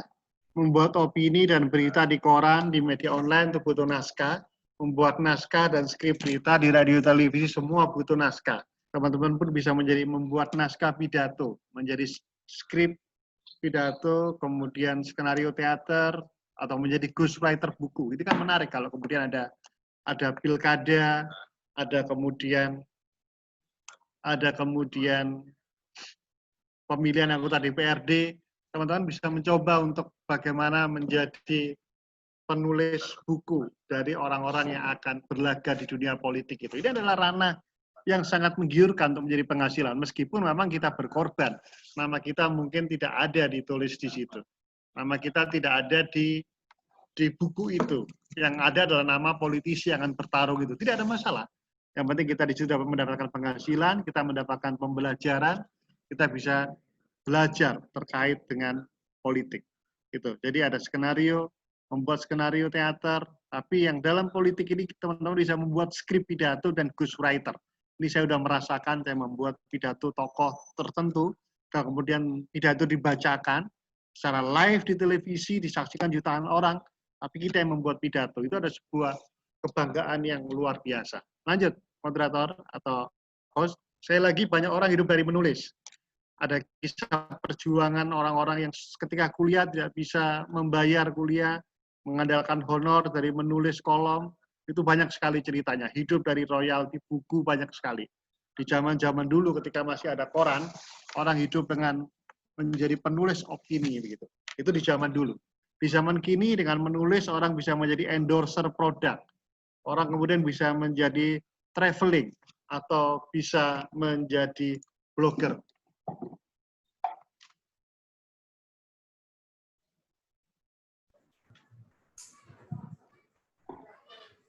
Jadi kalau sekarang teman-teman yang diajak pergi oleh kementerian itu kalau melihat proyek, melihat pembangunan atau wisata, bukan hanya wartawan, tapi juga blogger. Jadi mereka yang aktif di Facebook, mereka yang aktif di media online, itulah yang sekarang juga diajak untuk sering bepergian. Jadi itu adalah tantangan yang kita lakukan dalam menulis. Dan ada banyak hal yang bisa kita dapatkan kalau kita rajin menulis. Mungkin nggak sekali menulis tulisan kita bagus ya. Tapi selanjutnya kita bisa mencoba untuk belajar, mulai dari hal-hal yang kecil, membedakan kata bahasa Indonesia, mana di kata kerja, mana di yang kata tempat, mana di yang disambung, mana di yang dipisah, begitu. Itu misalnya. Lanjut. Ya, dengan menulis kita bisa mempersuasi orang. Dengan menulis kita bisa mempengaruhi orang lain untuk mengikuti ide kita. Kita bisa mengalahkan orang tanpa menggunakan pedang atau pistol. Kita bisa membunuh gagasan orang sebisa mungkin tanpa menyakiti orang itu. Ini dengan menulis, jadi sangat besar sekali kalau kita mau organisasi, mau pemilihan ketua, mau ada berita-berita tertentu yang disebarkan dengan rilis, maka itu akan menjadi hal yang sangat besar. Pengaruhnya kalau kita menggunakan tulisan-tulisan yang membuat orang langsung berpihak pemikirannya pada kita. Lanjut. Jadi sekali lagi, menulis itu sangat penting. Pertanyaan berikutnya adalah bagaimana Mas Jojo cara menulis yang efektif? Pertama, pastikan message-nya apa yang akan disampaikan. Dampak apa yang akan diharapkan. Kira-kira teman-teman ingin agar orang tahu ada petualangan yang Anda lakukan, ada hal yang baru, atau ingin lebih bercerita tentang sosok, tentang event tertentu, atau tentang destinasi wisata, silakan. Apa pesan moral yang ada di sana? Jadi yang pertama, bikinlah judul yang menarik, judul yang catchy. Kedua, menulislah dengan mengalir, dengan gaya yang bertutur. Dan yang ketiga, berikan kutipan, agar tidak garing, agar tulisan itu tidak kering. Tulisan yang menarik itu ada tanda kutip. Kalau teman-teman ingin menulis tentang Danau Toba, jangan hanya dari Google, Danau Toba itu berapa luasnya, kemudian sejarahnya Danau Toba, bagaimana cara menuju ke sana, tapi wawancara. Wawancara pengelola, wawancara pengunjung, wawancara orang yang menggantungkan pendapatnya dari situ. Itu contoh saja. Kemudian closing yang memikat, itu contohnya. Lanjut, next. Ya, di mana platformnya? Di zaman dulu ada koran, di zaman dulu ada majalah dinding, di zaman dulu ada selebaran atau buletin. Tapi di zaman sekarang ada landing page, ada blog, ada media sosial. Teman-teman bisa menggunakannya di note Facebook. Saya punya blog, jojoraharjo.com. Teman-teman bisa menggunakan dengan status IG, meskipun tidak terlalu panjang. Dengan Twitter, meskipun tidak terlalu panjang. Tapi yang paling efektif sekarang adalah masuk ke grup-grup WA.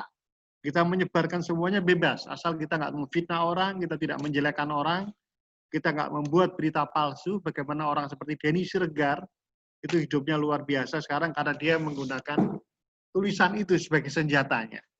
Kemudian ada nama Brigaldo Sinaga, ada nama banyak orang lagi, itu menggunakan tulisan besok katanya di Surabaya akan ada koran baru dari Pak Dahlan Iskan. Orang yang dulu tetap percaya bahwa koran itu tidak akan sirna meskipun ada di dunia internet. Besok Pak Dahlan Iskan akan menerbitkan koran baru namanya Diswe. Diswe itu Dahlan Iskan W. Itu adalah contoh bagaimana orang bisa eksis dari tulisan. Jadi sebarkan tulisan, bikinlah menulis sebanyak mungkin. Lanjut. Oke teman-teman. Jadi bagi teman-teman yang Kristiani ada ungkapan dari Amsal. Pernahkah engkau melihat orang yang cakap dalam pekerjaannya? Di hadapan raja-raja ia akan berdiri, bukan di hadapan orang-orang yang hina. Ini namanya Salomo yang mengatakan, raja yang sangat sukses, anaknya Daud. Atau Raja Sulaiman, kalau teman-teman yang Muslim mengenalnya. Seorang raja yang punya hikmat yang sangat bijaksana, bahkan dikatakan bisa bercakap-cakap atau mengerti bahasa binatang. Jadi dia mengatakan, di manakah orang yang cakap dalam pekerjaannya? Di hadapan raja-raja ia berdiri, bukan di hadapan orang yang hina. Demikian pula yang terjadi ketika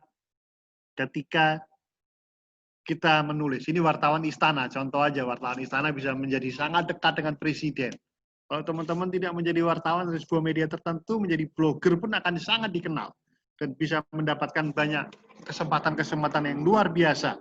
Saya sudah pergi dari Aceh sampai Papua, sudah ke 13 negara, itu lebih kurang juga karena menulis. Karena saya punya keahlian sebagai penulis, saya punya atribusi sebagai wartawan, dan segala macam itulah yang kemudian sayang kalau kita ketika pergi pun tidak kita jadikan sebuah oleh-oleh buat banyak orang. Menulis yang inspiratif. Next.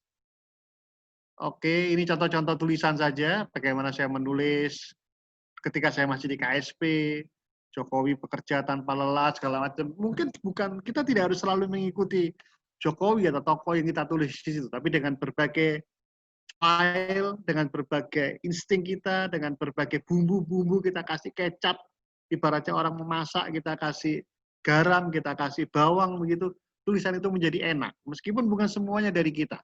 Resepnya kita ramu, bahannya bisa kita ambil dari orang yang lain. Next. Ya, ini contoh-contoh saja, cepat-cepat saja. Ini tulisan saya ketika saya di Bali, saya ke Kuta, saya motret. Oh, ternyata di Bali ada tulisan seperti itu. Ya, kita sangat berharap bahwa sekarang Bali bisa lekas pulih lagi di masa pandemi. Saya ke Kuta, zona bebas jambret, wah, saya potret, saya masukkan ke blog saya. Ini contoh.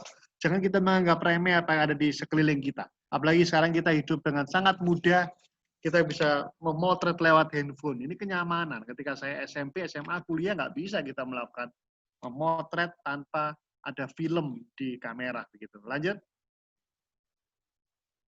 Ya, jadi ya ini contoh tadi, ke Danau Toba bikin tulisan, itu blog saya, jujuraja.com, silakan dibaca. Intinya sayang kalau kita tidak menulis. Next. Next. Ya, ini kan saya tidak terlalu banyak teori, silakan praktek. Viralkan di medsos. Setelah menulis, oke, berhenti di sini.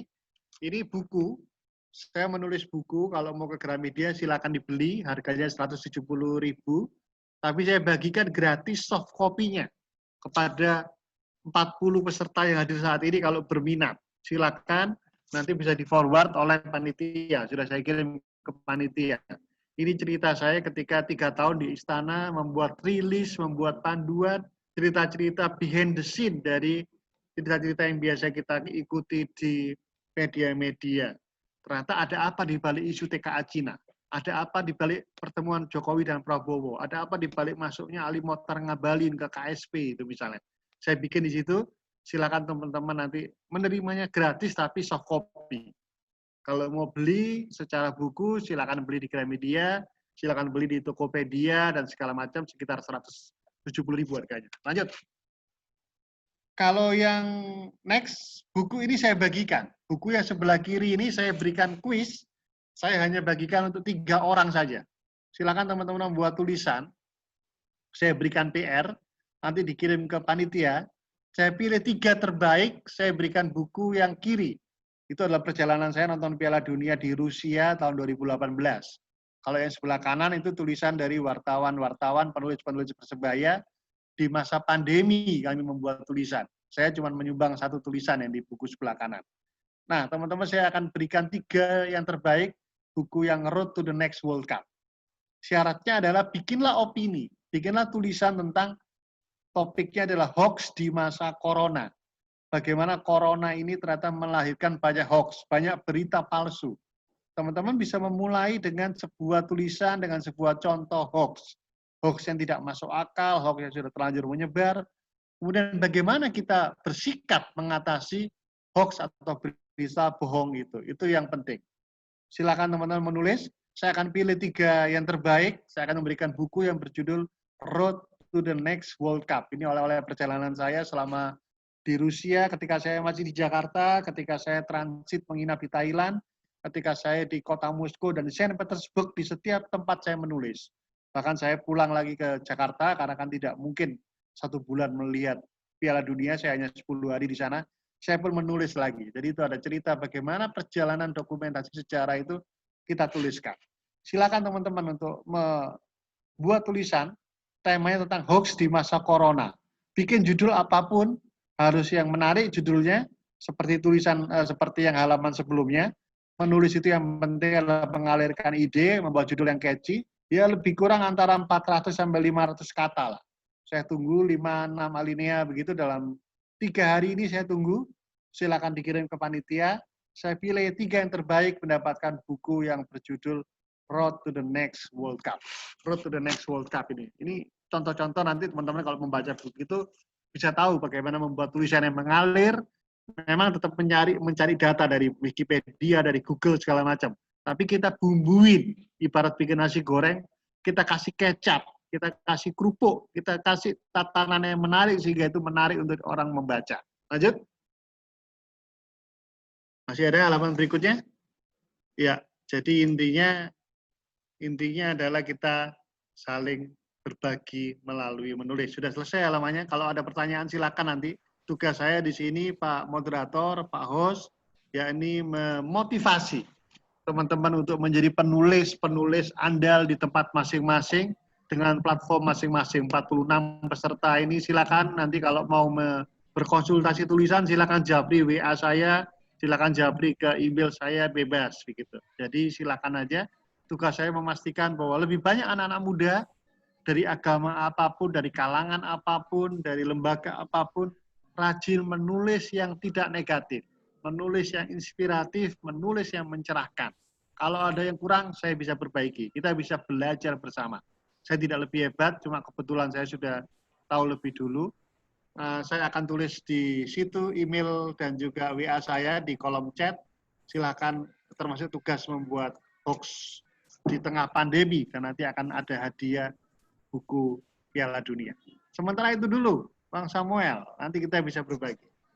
Ya, terima kasih Mas Jojo atas pengalaman-pengalaman dan juga materi-materi yang menarik ya. Saya kira sangat menarik tadi dari Mas Jojo, teman-teman juga saya kira sepakat ya bahwa ini sebagian Mas Jojo dan Bang Theo tadi di awal juga menarik.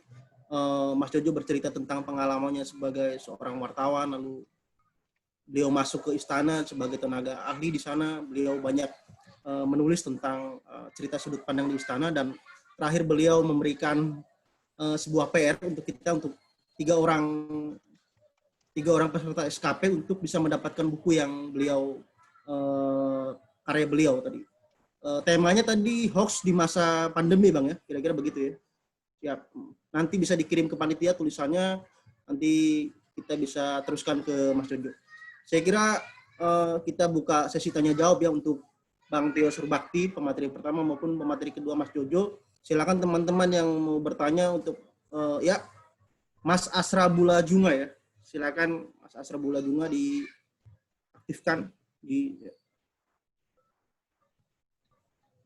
Oke, selamat salam Bang. Halo. Halo. Bisa kedengaran suara saya Bang? Ya, kedengaran. Oke. Terima kasih Bang buat kesempatannya. Saya mungkin langsung bertanya ke senior saya sih, Bang. Itu tadi yang wartawan. Pertanyaan saya simpel sebenarnya. Kebetulan ya kalau misalkan Bang tadi sharing tentang pengalaman, kebetulan saya juga kerja di media dan saya lebih tertarik kepada dampak media sosial terhadap kinerja wartawan di media massa online, cetak maupun televisi. Karena memang begini. Saya latar belakang saya ya komunikasi, S1 saya komunikasi. Pertanyaan saya begini, kenapa sih di masa-masa pandemi COVID-19 selama ini atau sebelum-sebelumnya jarang media massa lokal atau media cetak memverifikasi data kepada narasumber yang benar-benar mapan begitu. Karena hari-hari ini biasanya media massa online misalkan banyak yang mengutip kutipannya dari media sosial, tapi wartawan itu tanpa turun langsung ke lapangan begitu. Apa sih pengaruhnya bagi publik? Itu kan berdampak juga kepada pandangan publik terhadap media massa. Ternyata media massa begini saja. Terus yang berikutnya adalah Bang yang tadi yang pemateri sebagai wartawan senior, apa sih yang mempengaruhi perkembangan teknologi di era sekarang dalam hal media massa? Karena media massa sekarang ada yang beralih dari koran ke media online-nya. Dan apa sih pengaruhnya? Apakah tetap mempertahankan tentang kode etik jurnalistiknya atau verifikasi? Karena di 9 elemen jurnalisme itu ada yang namanya verifikasi. Tapi saya lihat hari-hari ini banyak media massa lokal atau media massa nasional pun yang banyak mengutip dari kutipan dari media sosial begitu. Terima kasih. Ya, terima kasih Bung Asrabula. Saya lanjut saya tampung dulu pertanyaan mungkin ya, biar lebih banyak nanti. Atau mungkin dijawab saja langsung. Silakan Mas Jojo, mungkin bisa dijawab Bang. Pertanyaan yang pertama dari Bung Asrabula ini, kenapa media-media online ini banyak mengutip sumber-sumber yang kurang benar, lalu pengaruhnya kepada publik seperti apa Bang di tengah situasi pandemi ini? Kemudian ada pertanyaan yang kedua, apa yang mempengaruhi perkembangan teknologi pada media massa gitu? Apakah perkembangan teknologi ini mempengaruhi pada media massa dan media digital? Saya kira itu Bang Jojo, silakan dijawab Bang. Terima kasih.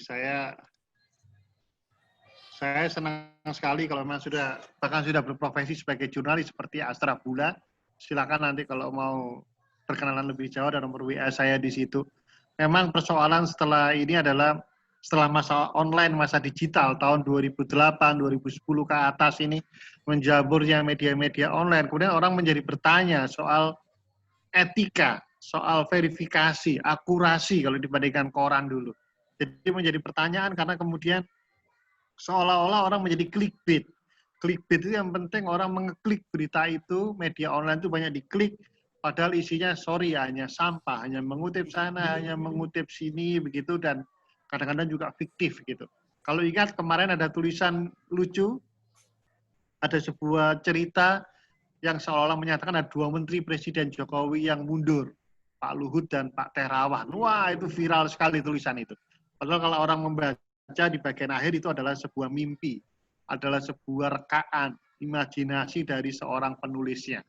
Ada juga kemarin ketika rame-rame bendera PDI dibakar, juga rame-rame ada yang mencoba melakukan provokasi, membenturkan antara NU, antara Banser dengan PDI. Ternyata itu hanya karangan rekaan, imajinatif.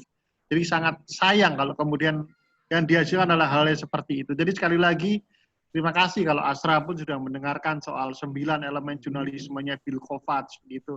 Itu tetap harus kita pegang. Meskipun sekarang kita bisa membuat segala sesuatunya lewat online, membuat posting-posting status, tetapi janganlah kita membuat berita bohong. Janganlah kita membuat berita palsu. Sekarang ada undang-undang ITE. Sekarang orang bisa diperkarakan karena hanya satu kalimat saja di Facebooknya dianggap itu membuat kekacauan atau melakukan pembunuhan karakter terhadap seseorang itu. Jadi kita harus tetap melakukan hal yang positif. Jangan terpancing seperti media online hanya clickbait, membuat tulisan seperti itu. Kalau kemarin kalau ingat itu, ternyata inilah 5 menteri yang di reshuffle gitu. Setelah kita baca ternyata itu adalah cerita di Amerika Selatan. Ya itu nggak ada masalah, itu sah-sah saja, itu bukan berita bohong, tetapi itu adalah teknik-teknik menulis supaya dibaca oleh orang. Judul yang sangat tricky menipu, itu nggak ada yang salah, kecuali kalau beritanya bohong itu baru salah. Terima kasih Pak Sam. Ya itu jawabannya Bung Asrabula. Siap Bang, terima kasih senior. Ya. Saya lanjut ke penanya kedua ya, ada Bung Innocentius Yohanes. Silakan Bung, mau bertanya ke Bang Theo ataupun Mas Jojo, silakan. Oke, baik. Terima kasih Pak Moderator. Pertanyaan saya untuk Bang Jojo. Selamat malam Bang Jojo. Terima kasih Bang, baru ketemu kembali sejak tahun 2019. membuka kegiatan saya di MPT, Peaceful Cup. Dan malam hari ini kita bertemu kembali, Bang. Terima kasih banyak. Dan saya punya beberapa pertanyaan, Bang. Menarik sekali apa yang tadi Bang sampaikan terkait dengan menulis. Kebetulan saya juga sebagai mahasiswa baru belajar untuk menulis. Ulang-ulang kali saya menulis, lalu kemudian mengirim ke media, namun belum sampai lolos ke media. Jadi biasanya saya cuman menulis lewat blogspot pribadi saja, lalu kemudian share kepada teman-teman. Pertanyaan saya adalah bagaimana kemudian menurut pengalaman Bang Jojo sendiri bahwa apa yang dikatakan Bang Jojo tadi, Bang Jojo hidup dari kualitas tulisan itu sendiri. Nah, pertanyaan saya, bagaimana kemudian kita berimajinasi lalu untuk menghasilkan tulisan yang berkualitas dan itu bisa mempengaruhi orang lain. Itu pertanyaan pertama. Pertanyaan yang kedua, terkait dengan hoax yang akhir-akhir ini kita tidak bisa bendung hoax yang dimainkan oleh media itu sendiri. Dan bagaimana kemudian media itu kemudian berlaku adil atas setiap informasi yang terjadi, baik di lokal maupun di pusat. Nah, banyak sekali kemudian hoax itu sumber paling utamanya adalah dari media-media online yang kemudian tidak terdaftar kepada Kementerian Informasi, begitu. Nah, seperti yang tadi penanya terdahulu sampaikan bahwa setiap berita yang kemudian disampaikan kepada publik itu tidak melalui verifikasi terlebih dahulu. Kemudian mengabaikan etika-etika penulisan maupun kode etik yang berlaku. Nah, bagaimana tanggapan Bang Jojo terkait dengan media-media sehingga kemudian bagaimana harapan kita untuk meminimalisir hoax ini sehingga bisa tercapai. Mungkin pertanyaan saya itu saja, saya kembalikan Bang. Ya, terima kasih Bung Innocentius Yohanes. Ada 2 pertanyaan kepada Mas Jojo. Yang pertama, bagaimana kita bisa berimajinasi lalu menghasilkan tulisan yang baik dan bisa mempengaruhi orang lain, Bang. Kemudian yang kedua, bagaimana peran-peran kita sebagai untuk meminimalisir hoax, Bang. Saya kira itu, Bang. Terima kasih, Jo. Jadi yang pertama adalah kita punya apa yang namanya gigo ya. Apa yang kalau misalnya ada orang bilang garbage in, garbage out. Kalau yang masuk sampah, maka yang keluar juga sampah. Begitu. Tapi kalau yang masuk mencerahkan, maka yang keluar juga mencerahkan. Karena itu saya harap untuk Inno Yohanes ini banyak mendapatkan yang bukan sampah dalam pikiran.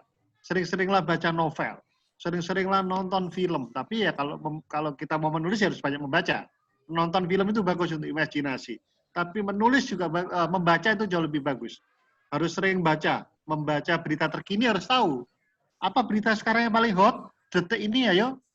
Kalau mau tahu yang paling hot detik ini adalah viral YouTube-nya Ahok. Ahok bikin pengakuan di akunnya Daniel Mananta. Daniel Mananta ini seorang artis, seorang seleb yang memerankan Ahok di sebuah film yang namanya Man Call Ahok.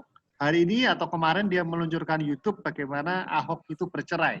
Bagaimana Ahok mengambil keputusan untuk berpisah dengan Vero, seorang perempuan yang dikejar-kejarnya waktu dia muda dulu. Itu lagi viral. Ada di YouTube-nya Daniel Mananta. Jadi kita wajib cerita kayak gitu, nggak apa-apa. Infotainment juga nggak apa-apa sedikit-sedikit.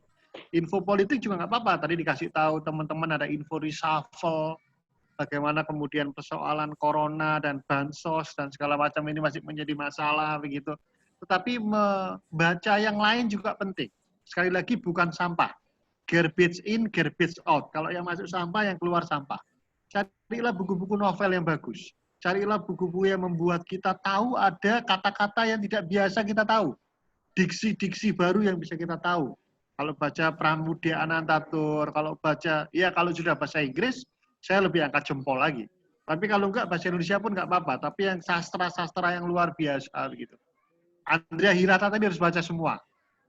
Nah, tadi saya kasih promo di halaman awal dari Ahmad Fuadi, baca semua. Nggak usah ngomong penulis itu agamanya apa, cerita apa, nggak usah ngomong. Tapi apa yang bisa diambil kalau kita yakin dia orang baik? Meskipun ceritanya Ahmad Puadi dari pesantren, dia punya sahabat 5 orang di pesantren, di Gontor yang dia sebutkan, yang satu akhirnya jadi orang di Mesir, satunya pulang ke Sulawesi, begitu. Itu cerita yang sangat menarik, baca aja. Dan saya percaya nanti pun Ino pun bisa bikin seperti itu. Bagaimana orang bisa tahu apa itu namanya Alor, apa itu namanya Pulau Rote, apa namanya Sumba, itu bikinlah. Karena dengan buku lah orang bisa tahu Belitung. Karena dengan buku orang bisa tahu tentang Padang tadi ya diceritakan oleh si Ahmad Puadi. Bikinlah buku itu. Orang atau mungkin kalaupun tidak buku ya tulisan di blog, tulisan di media online. Oh ternyata Kupang itu sangat indah. Bagaimana riwayatnya ada misalnya Gong Perdamaian di Kupang. Gong Perdamaian ada nggak? Ada kan di Kupang itu kan. Bagaimana riwayatnya tentang Sasandu, bagaimana cerita tentang alat musik ini ya. Jadi ceritakan di situ. Jadi itu pertama itu berimajinasi dari berlatih. Kita sering-sering menulis, kita sering-sering datang ke tempat yang sepi, kita sering-sering nonton teater. Sekarang semuanya ada di YouTube. Kalaupun YouTube terlalu mahal soal kuota segala macam, kita bisa banyak membeli buku-buku bekas. Kita membaca buku-buku lama yang ternyata buku-buku lama itu kosakatanya lebih bagus secara tata bahasa. Kemudian bagaimana supaya kita mencegah hoax dimulai dari diri kita sendiri. Jangan menyebar hoax, jangan menyebar luaskan. Ada istilah saring sebelum sharing. Teman-teman tahan untuk sharing. Kalau itu ternyata adalah hoax. Jangan asal nyebar, ini saya menjadi yang pertama. Begitu. Kedua ya verifikasi. Cari kebenaran ini benar apa tidak. Kalau enggak nanti itu akan menjadi sayang begitu kalau kita termasuk orang-orang yang asal yang pertama saja. Itu yang bisa saya sampaikan. Jadi kita harus saling memfilter supaya tidak menjadi penyebar hoax. Terima kasih Samuel. Ya, terima kasih Mas Jojo. Tadi sudah disampaikan oleh Mas Jojo bahwa bagaimana menghasilkan tulisan yang baik dan juga ada juga bagaimana peran kita untuk meminimalisir informasi-informasi hoax. Kemudian ada lagi yang penanya selanjutnya, Agus Tembobolon. Silakan Bung Agus Tembobolon dinyalakan videonya. Halo, selamat sore. Terima kasih. Saya mau nanya ke Mas Jojo. Saya juga sedikit banyak kerjanya berhubungan dengan menulis. Saya peneliti di bidang energi terbarukan. Jadi tulisan saya lebih banyaknya riset, angka, dan data. Salah satu fenomena yang kita temukan adalah riset yang kita tulis, kita buat itu, kita letakkan di website kita secara gratis. Namun pembacanya sangat sedikit. Bahkan kita pernah mendapat info dari misalnya Bank Dunia, IMF, ADB, dan semacam organisasi itu, bahwa publikasi-publikasi yang mereka tampilkan secara gratis juga, pembacanya sangat sedikit. Nah, berkaca kepada pengalaman Mas Jojo sebagai jurnalis, kira-kira menurut Mas Jojo, pembaca di Indonesia itu masih lebih dominan ke tipe pembaca yang membaca riset-riset jurnal atau lebih kepada berita yang lebih ringan? Dan kalau misalnya hal yang kedua, yang lebih ringan, apakah sebaiknya tulisan-tulisan jurnal yang berat dibuat lebih sederhana tanpa menghilangkan maknanya? Terima kasih. Oke, langsung aja Samuel. Terima kasih Agus. Jadi yang pertama adalah soal tulisan itu. Memang kalau soal tulisan jurnal atau riset itu ada pasar tersendiri. Tapi tidak salah kalau tulisan jurnal itu kemudian dibuat lebih populer. Jadi selain dalam bentuk jurnal, tulisan itu bisa disajikan di opini, di kolom dari koran-koran lokal. Ataupun kalau nggak koran ya dari media-media online. Coba dipopulerkan. Dari penelitian-penelitian yang berbelit-belit, begitu dikasihlah kalimat yang sangat sederhana. Ternyata 5 dari 10 anak muda sudah suka film porno, gitu. Jadi ada kata-kata 5 dari 10, atau misalnya bagaimana, supaya orang nggak melihat, wah penelitian ini jelimet, penelitian ini susah untuk dibaca, begitu.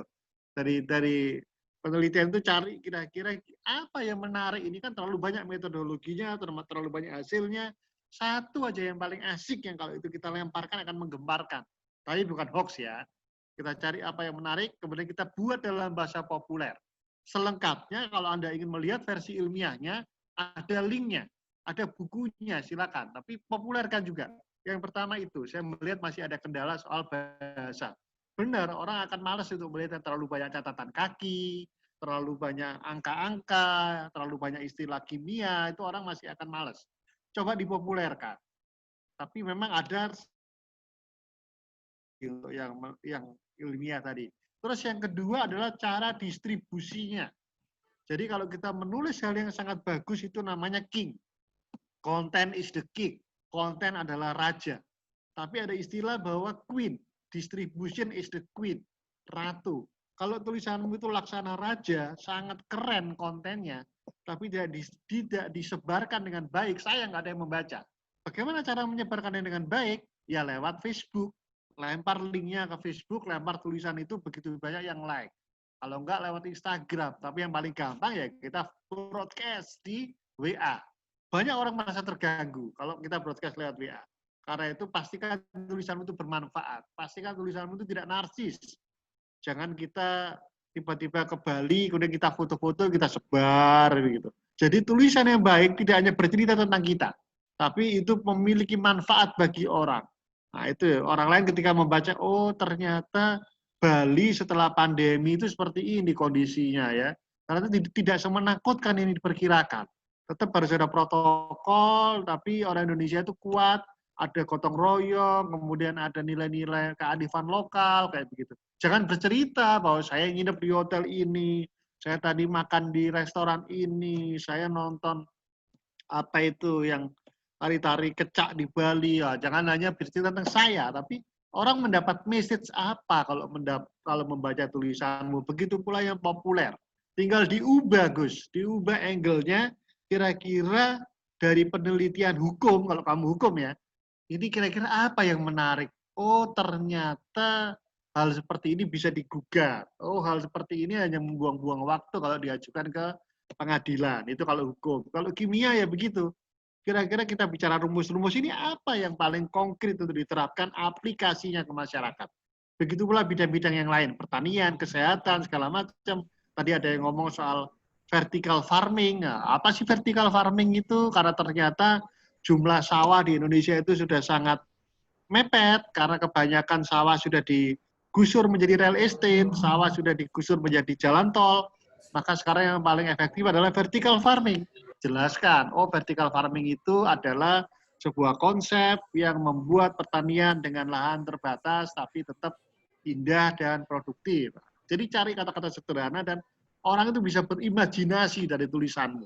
Meskipun nggak ada gambar, orang kadang-kadang males muter video, tapi gambar. Jadi sering-seringlah membaca.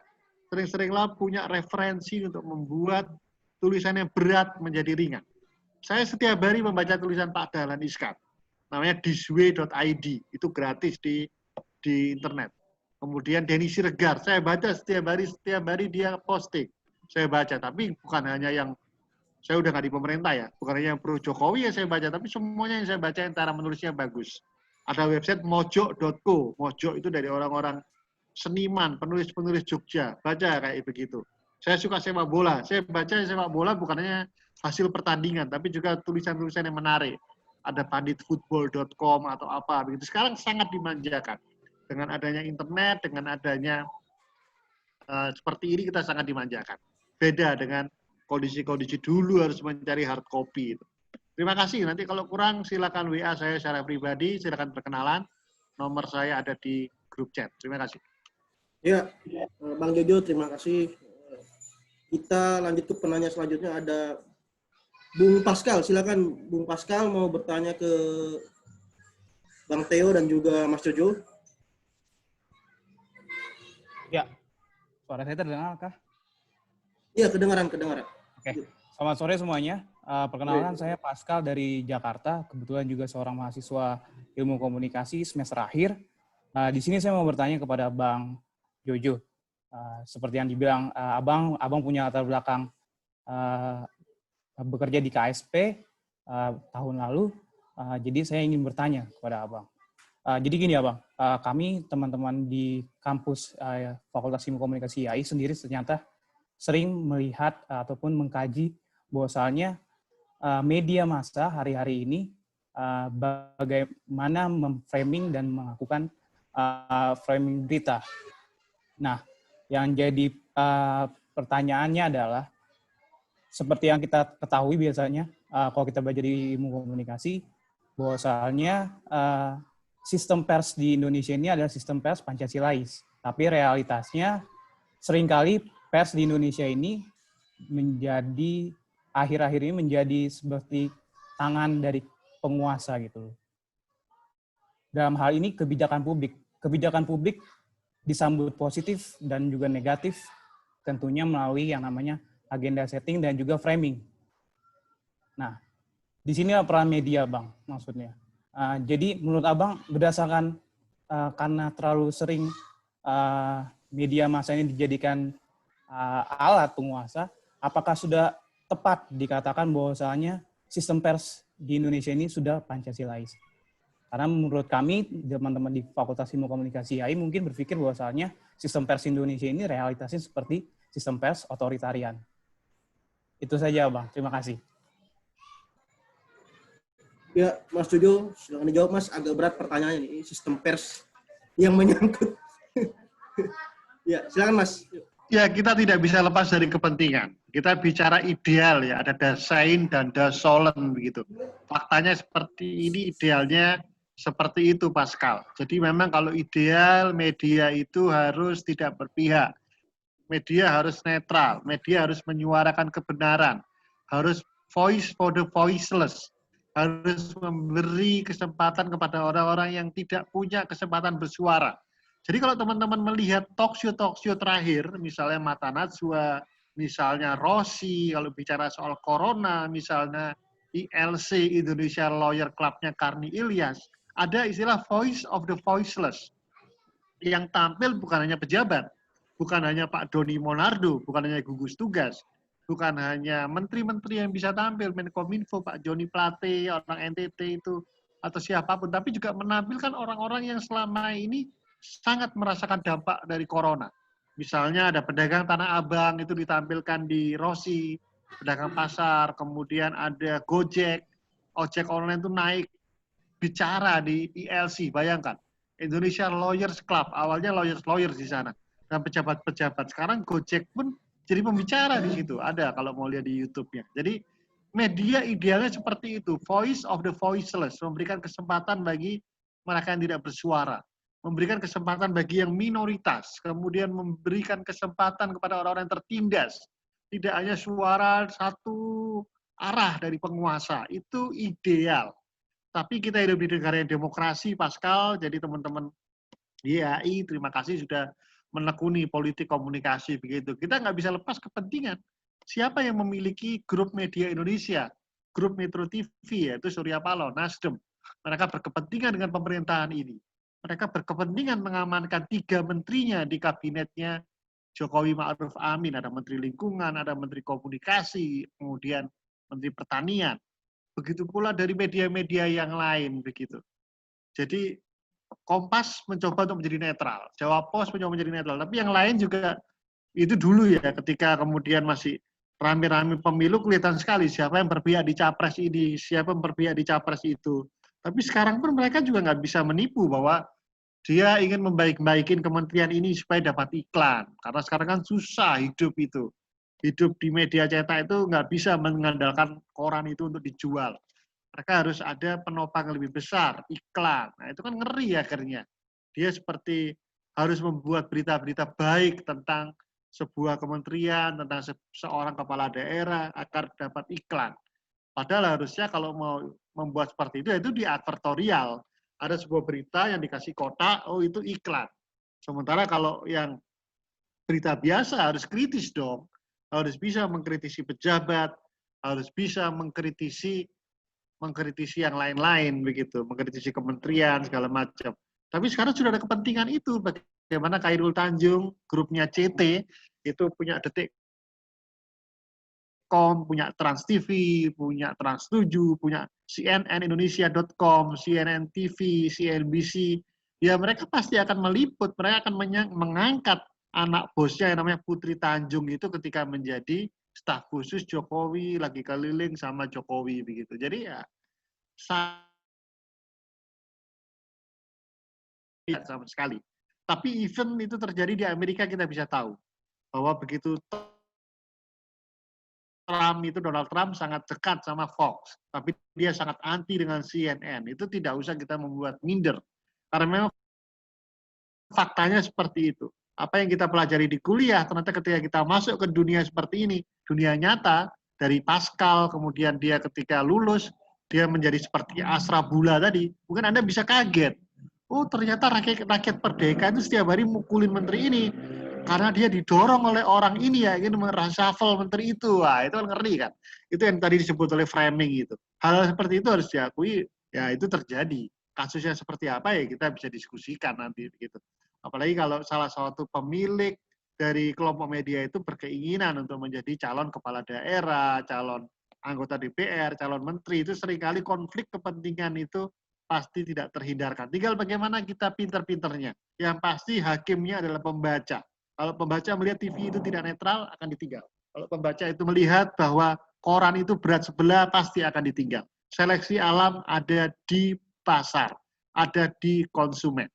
Demikian Pascal dan Samuel. Itu dia jawaban dari Mas Jojo, saya kira luar biasa. Karena waktu sudah 5:30 ya, kita bagi teman-teman yang muslim mungkin akan sholat maghrib. Saya minta closing statement dari para pemateri. Yang pertama dari Bang Theo Surbakti, mungkin bisa menyampaikan closing statement bagaimana transformasi digital mempengaruhi kebijakan publik gitu, Bang. Silakan Bang Theo Surbakti.